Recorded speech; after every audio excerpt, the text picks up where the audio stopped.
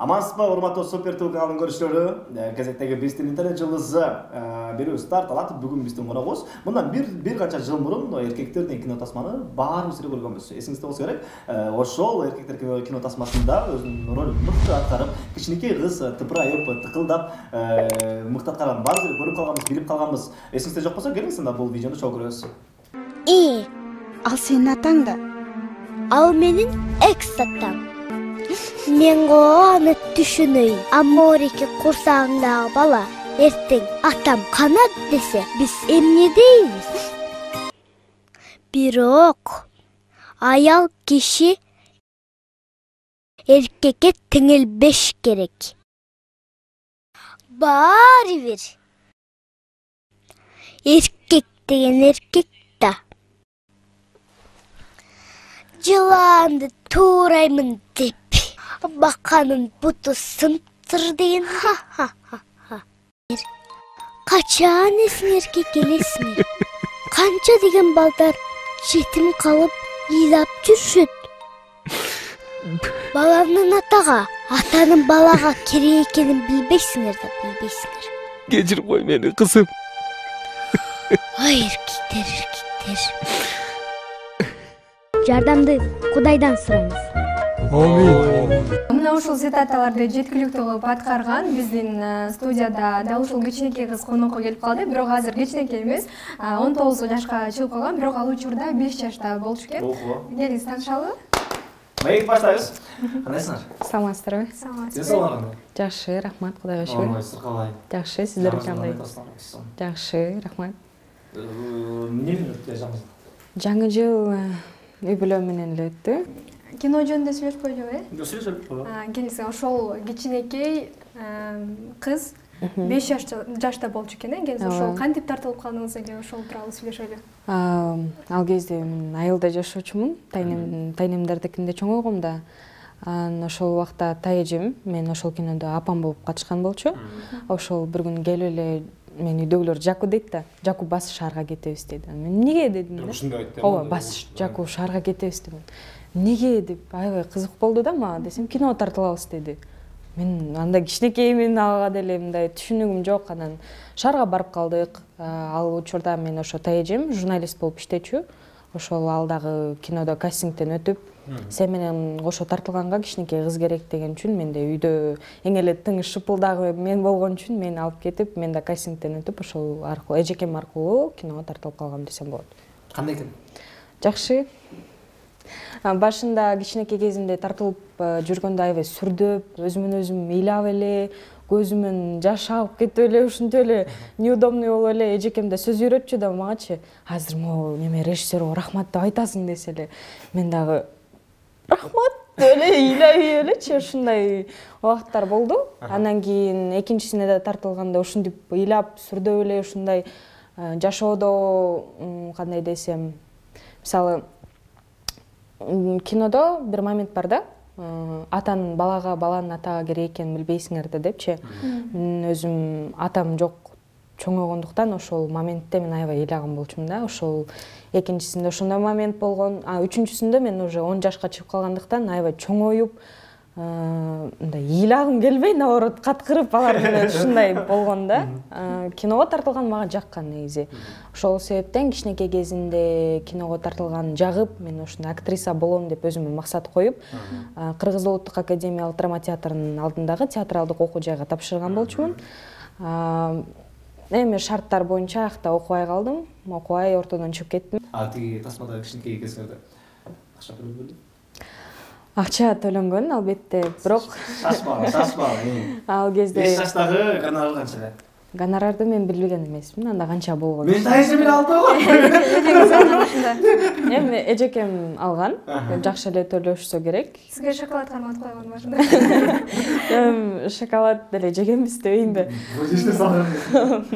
Эжекем алган, чынында эсеп менен канча экенин билбейм.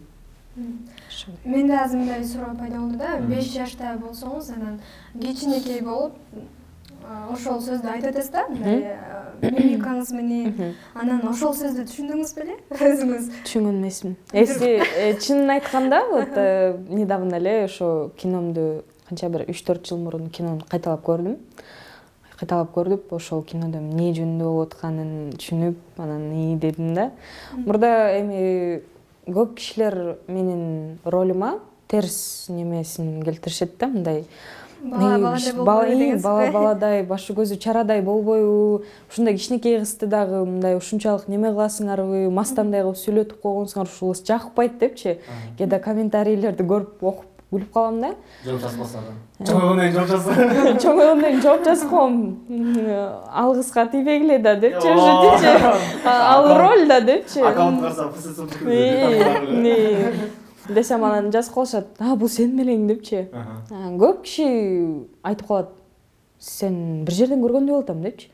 Кинодон көргөн эмес белеңиз десем. Сен ушунчалык чоңоюп калдыңбы депчи. Мен сени кичинекей деп элестеткем депчи. Анан 2008-жылы тартылган кино десең, анан деп ушинтип неметип калышат да. Ырдагандайбы жакшы көрөм да. Ошол. Чыгармачыл инсандар ушундай 99-100 болуп атат го. Ырдаганды жакшы көрөм дейт го. Бүгүн деле көрөбүз. Бүгүн деле Берсе. Актёрдук чеберчиликти көрөбүз. Сын алсаң, сырдап бериңиз. Кимдин чыгармасы? Мен өзүм негизи англис тилиндеги ырларды ырдагандайбы жакшы көрөм. Англисче ырдап берем. Бул Риана деген ырчыны барыңыздар тааныштай керек. Diamonds деген ыр. Сияй как бриллиант деген ыр. Fine light in the beautiful sea, I just to be happy. You and I, we're like diamonds in the sky. With a shooting star I see, a vision of ecstasy. When you hold me, I'm alive. We're like diamonds in the sky. I knew that way back, come on right away. All right away. At first sight I felt the energy of sun rays. I saw the light, you shine bright. Tonight you and I were beautiful like diamonds in the sky. Eye to eye, so alive. We're beautiful like diamonds in the sky. Shine bright like a diamond. Shine bright like a diamond.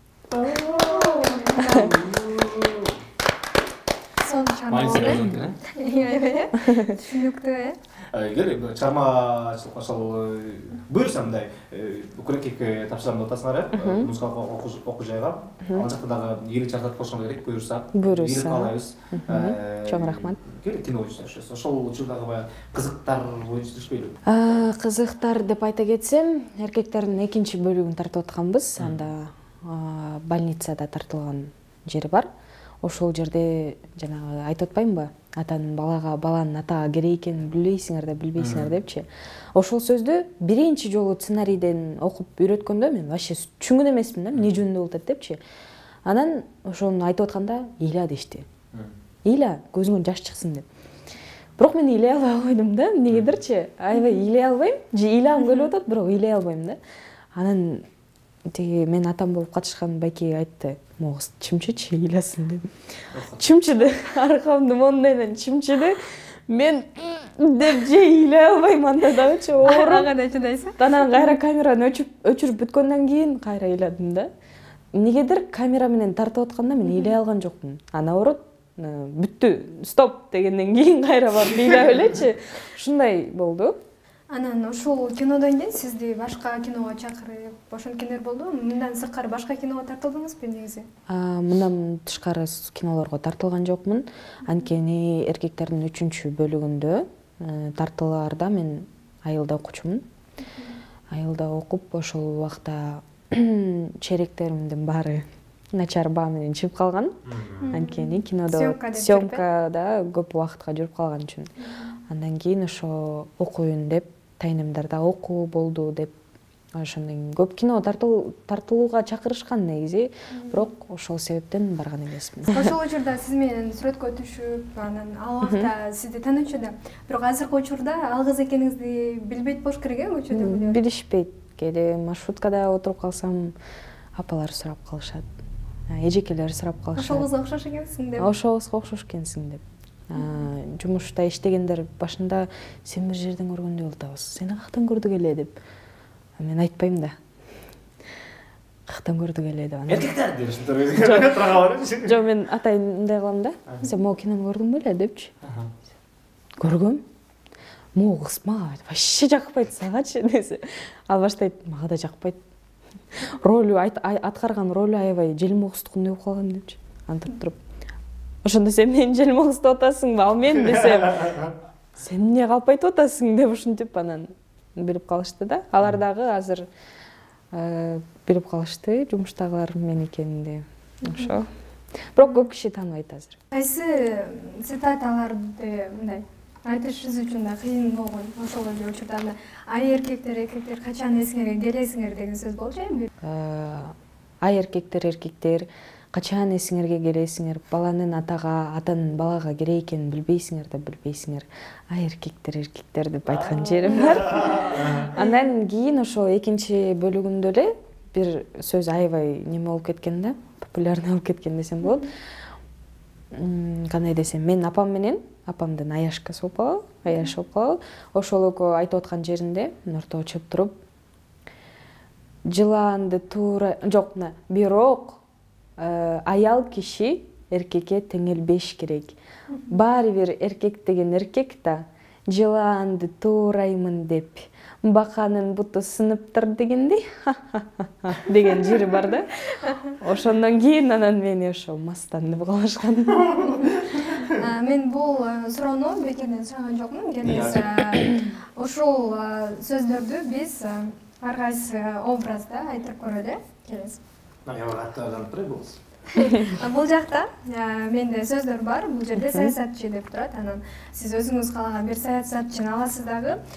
Бул жерде ай эркектер качан эсиңерге келесиңер. Анан мам алар деген эркектер да деген сөзүңүз бар э. Ошону анан жыланды туурайм деп баканын буту сыныптыр. Ошол жерде сиз ар кандай мен бул жакта алмаштырып турам. Сиз ошону ошондой образда. Хорошо. Бул азыр саясатчы. Саясатчы. Мен Нурлан Матаевдин башка эчкини билбейт экенмин.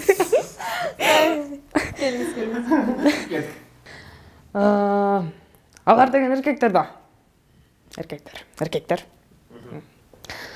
Жыланды туураймын деп баканын буту сындыр дейт.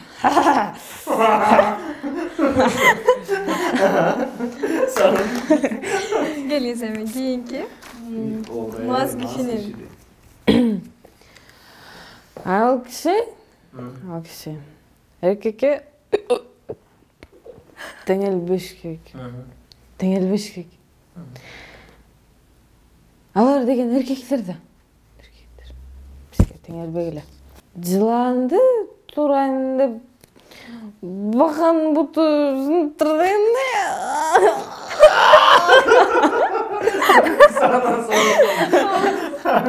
Сонун кийинки кичинекей бала.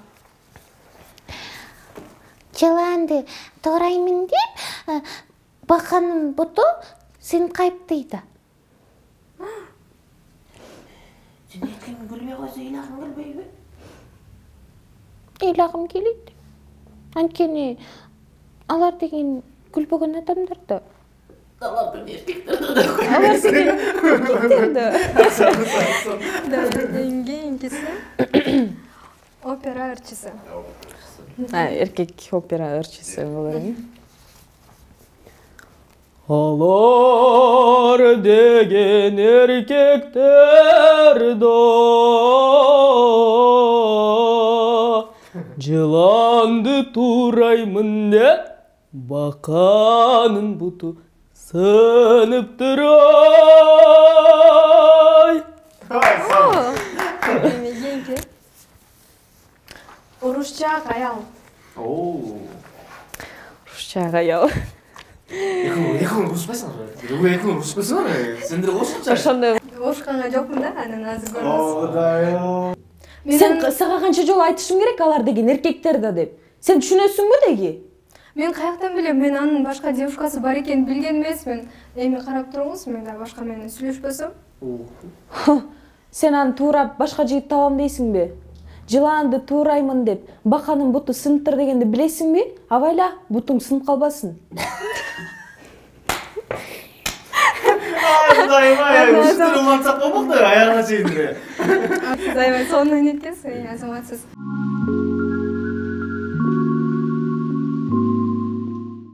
Чек барбы? Жок. Эмнеге? Ошого Качан сүйүп көрдүң? сүйүп көргөм. 1 жыл мурун. Жарасы айыгы экен, Ушул жерден ыйлап бересиңер да. Недавно эле жакын арада эле ушуп кеттик.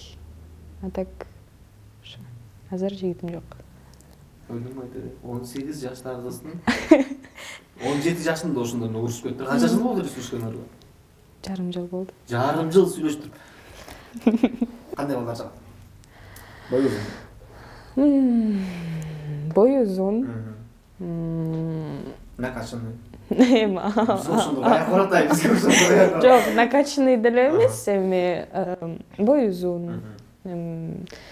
Главное имандуу, адамгерчиликтүү, жоопкерчиликтүү. Анткени азыр бир айткан сөзүн кылбай кетип калган жигиттер көп. Эркек болгон. Эркек, чыныгы эркек болуп. Жоопкерчиликтүү, айткан сөзүнө тура алган. Кандай десем. И мен өзүм творчествого жакын адам болгон үчүн, творчествого жака түшүнө билген балдар жагат.